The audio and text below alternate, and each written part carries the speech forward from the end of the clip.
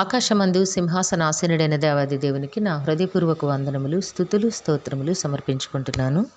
అందరికీ శుభోదయం. ఈ దినాన జీవాధిపతి అయిన దేవాది దేవుడు నీ కొరకు సిద్ధపరిచిన వాక్కు. యెహోవాయే జ్ఞానమిచ్చువాడు, తెలివియు వివేచనయు ఆయన నోట నుండి వచ్చును. దేవుని నామమునకు మహిమ కలుగును గాక. ఈ మాటలు సామెతల గ్రంథము 2వ అధ్యాయము 6వ వచనంలో వ్రాయబడి ఉన్నవి. ప్రియమైన నేస్తమా, నీ దేవాది దేవుడు ఈ దినాన నీకు తన జ్ఞానవాక్కులను అనుగ్రహిస్తూ ఉన్నారు.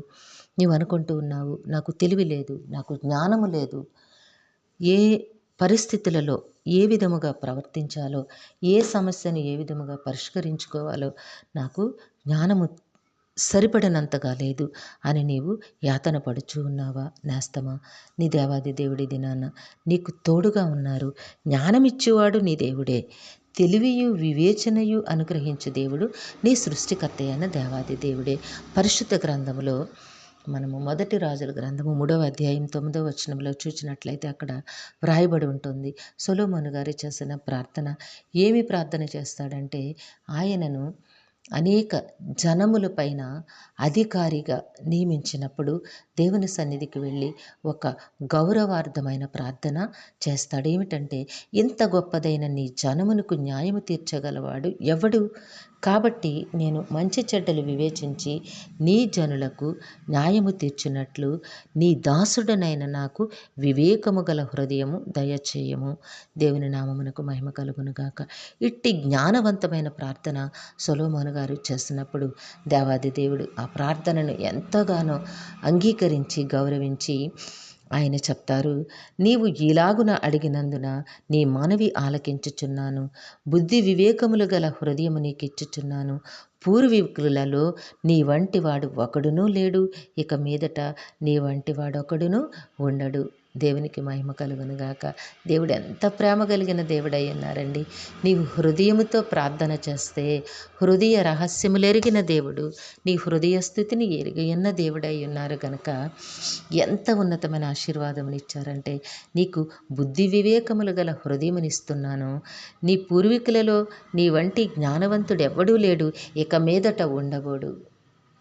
ప్రియమైన నేస్తమా, ప్రార్థన చెయ్యి. జ్ఞానము లేదని దుఃఖిస్తే నీకు జ్ఞానము రాదు. దేవుని సన్నిధిలో అడుగు, దేవుడు జ్ఞానమునిస్తారు. బుద్ధి వివేకములు ఆయన చేతిలో ఉన్నవి, సమస్తమును ఆయన చేతిలోనే ఉన్నవి. ఆయన నోట నుంచి వచ్చే ప్రతి మాట కూడా నీకు ఆశీర్వాదకరముగా మారిపోతుంది.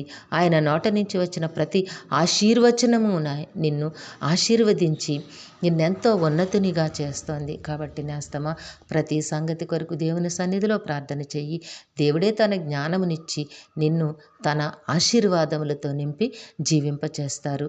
దేవుడు నిన్ను దీవించి ఆశీర్వదించునుగాక. ప్రార్థన చేసుకుందాము. ప్రేమజాలి నమ్మకము కలిగిన తండ్రి, మీ ఘనమైన నామమును కొందరములు మీ బిడ్డకు మీరు ఇచ్చిన వాక్కును బట్టి స్తుతులు సమర్పించుకొంచున్నాము. మా ప్రియులందరినీ వారి కుటుంబములను మీ దివ్యహస్తములకు అప్పగించుకొంచున్నాము. తండ్రి, అందరికీ నీ కావలసిన ఆయురారోగ్యము, పరిపూర్ణమైన రక్షణ, దీర్ఘాయుష్యు, నెమ్మదిని ప్రసాదించండి. మీ శాంతి సమాధానంతో జీవింపచేయండి తండ్రి. మేలులతో హృదయాలు తృప్తిపరచండి. కుటుంబాల్లో ఉన్న బిడ్డలను జ్ఞాపకం చేసుకోండి నాయన. బిడ్డలకి నాయన విధిలో ఉన్నతమైన నాయన జ్ఞానమును ప్రసాదించండి. పరీక్షలు రాస్తూ ఉండగా నాయన బిడ్డలను మీ కృపచాటున మరుగుపరచండి. నాయన చదివిన ప్రతి అంశము అక్కడ జ్ఞాపకం వచ్చి ప్రతి ప్రశ్నకు సరైన సమాధానమును ఇన్ టైంలో రాసి ఉన్నతమైన విజయములు పొందే కృపను మీ ఆశీర్వాదమును బిడ్డలకు అనుగ్రహించండి. కుటుంబములలో బిడ్డలను జ్ఞాపకం చేసుకొని బిడ్డలందరికీ సకాలంలో చక్కని నాయన ఉద్యోగములు, వివాహములు, గర్భఫలములు ప్రసాదించమని మీ కాళ్ళు పట్టి వేడుకుంటూ ఉన్నాము. మా ప్రియులు చేస్తున్న పనిపాట్లలో, వ్యాపారములలో, ఉద్యోగ విధులలో తోడుగా ఉండి వారి కష్టములకు అనేక రెట్ల ఫలములు దయచేయండి. బిడ్డల ప్రయాణముల్లో తోడుగా ఉండండి తండ్రి. నాయన బయటికి వెళ్ళినప్పుడు వచ్చినప్పుడు మీ దూతలను కాపుదలుగా ఉంచి ముందు వెనుకలు కుడి ఎడములు మీ పరిశుద్ధాత్మను కాపుదలుగా ఉంచి నడిపించమని వేడుకుంటూ ఉన్నాము. జీవము కలిగిన దేవుడా, ఈ దినము పుట్టినరోజు, వివాహ దినమోత్సవములు జరుపుకొంచిన బిడ్డలందరికీ మీ ఆశీస్సులు, దీర్ఘాయుష్ను అనుగ్రహించి మీ కృపలో జీవింపచేయమని సమస్తమును మీ దివ్య హస్తములకు అప్పగించుకుంటూ ఈ ప్రార్థన మా రక్షకుడును మీ ప్రియకుమారుడైన యేసుక్రీస్తు వారి అతి శ్రేష్టమైన నామమున అడిగి వేడుకొనుచున్నాము తండ్రి. ఆమెన్. సర్వకృపానిధియగు దేవుడు మీ కుటుంబ జీవితంలో ఉన్నతమైన ఆశీర్వాదములు అనుగ్రహించి మిమ్మును ఆయన నామ మహిమ కొరకు జీవింపచేయునుగాక. Amen, amen, amen.